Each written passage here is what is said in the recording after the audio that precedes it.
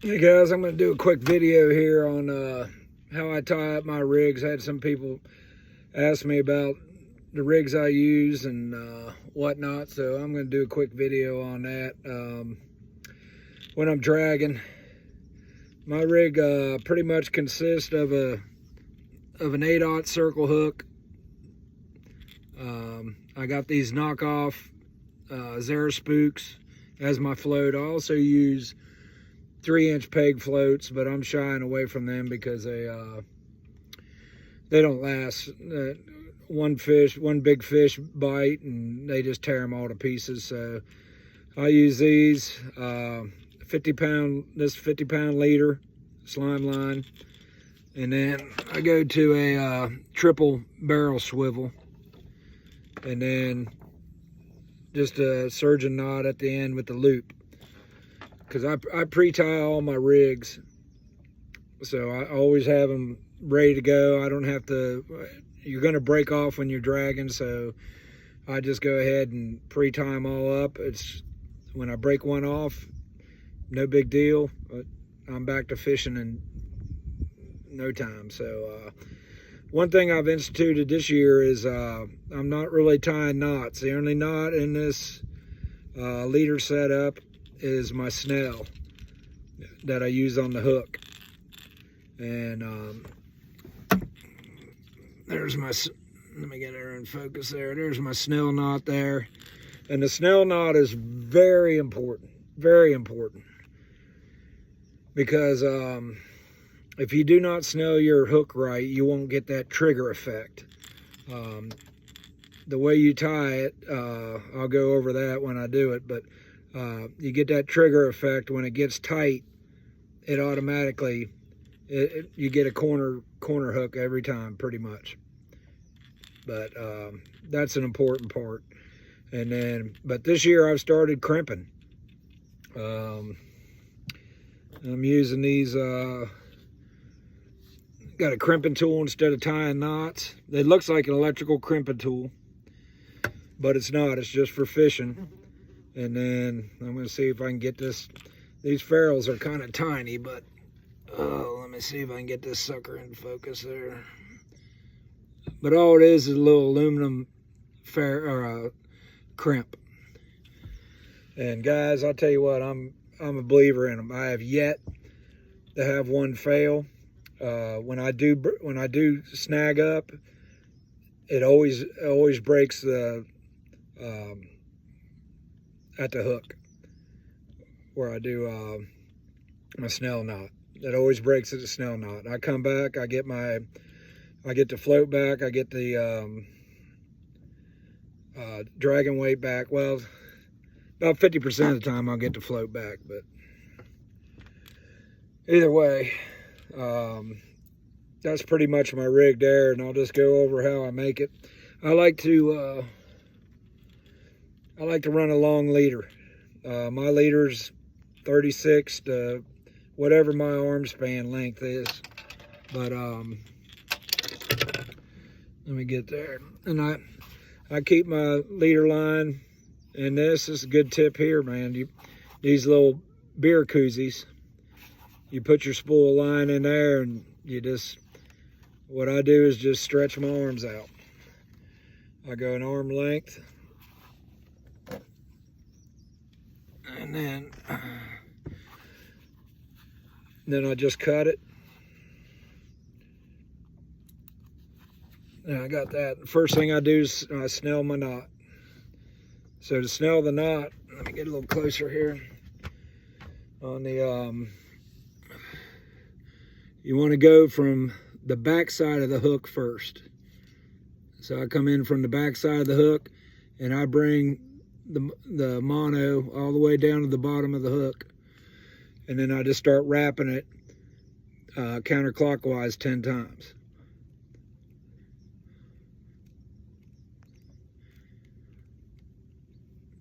All right, and then you just pull her back.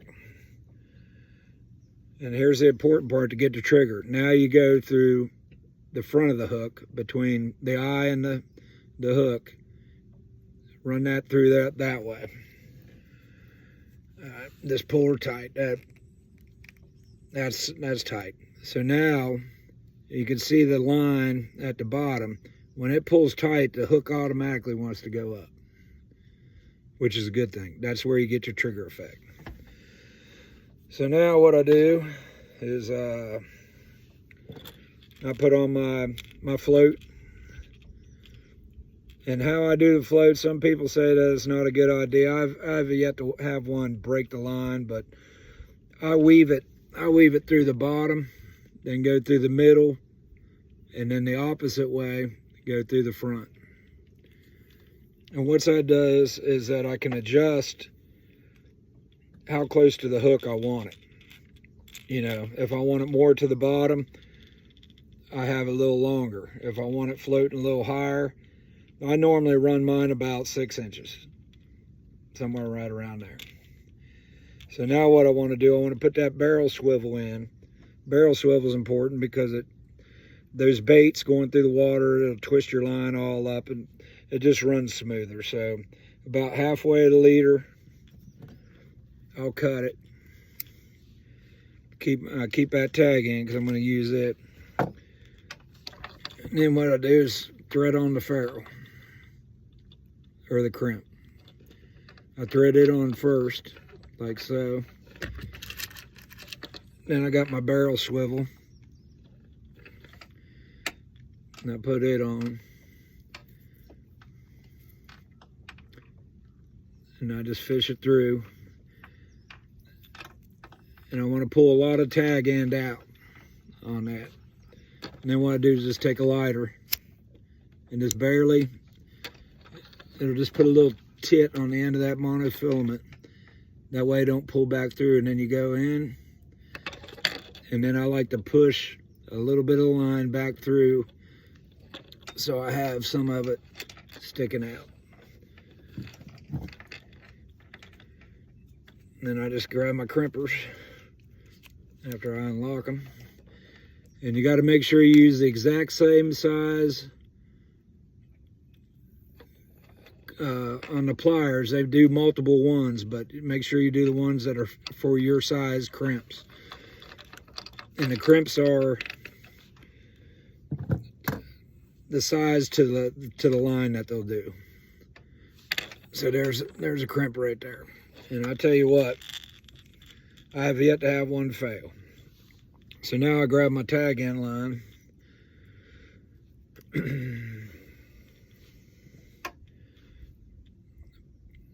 Put another ferrule on first.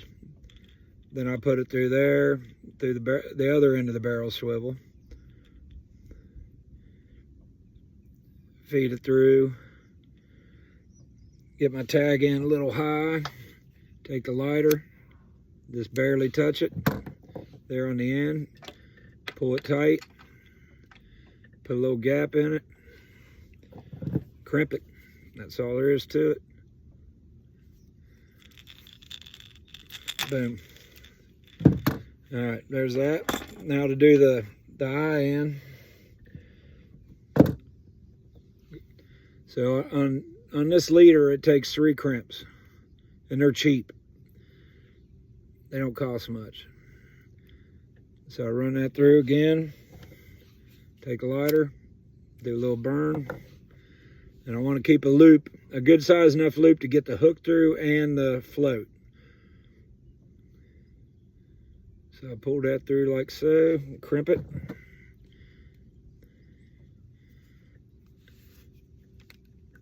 Boom. All right, that's one complete leader done right there. And the reason I do a surgeon loop knot at the end is because on the rod end, on the main line, I got this 3-way barrel swivel.